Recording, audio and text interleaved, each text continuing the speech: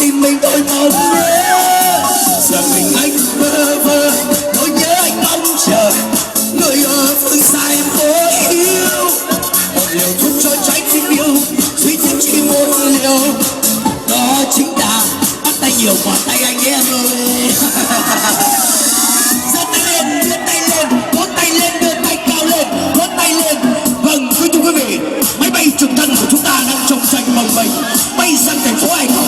Ai Cập thật là đẹp, thật là nhiều hoa và biển, quá tuyệt vời.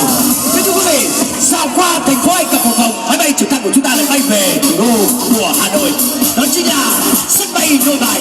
Bay qua sân bay Nội Bài, đáp xuống sân bay Nội Bài sẽ phải bay qua thành phố Thái Nguyên. Chính vì thế, thành phố Thái Nguyên đang dành cho một tràng vỗ tay, nếu không máy bay sẽ bị cháy rời đây. Bao yêu thương mộng mơ, anh chép thành một bài thơ, gửi cho em cả bầu trời thương nhớ. Đêm nay anh đừng kéo, đừng kéo, đừng kéo, đừng kéo nha, đừng kéo anh cá này, đừng ghế nào không chuẩn nhá.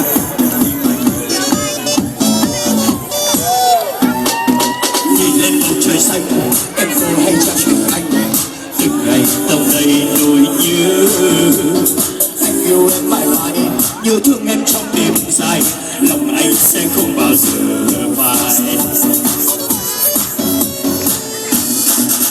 Giờ em nơi phương xa, em có ai trong tình ta, giơ tay hết cao lên, giơ tay lên nào.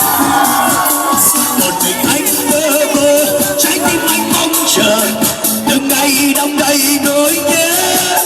Và em có biết trái tim anh bây giờ đang giá lạnh, vì thiếu hơi ấm của em.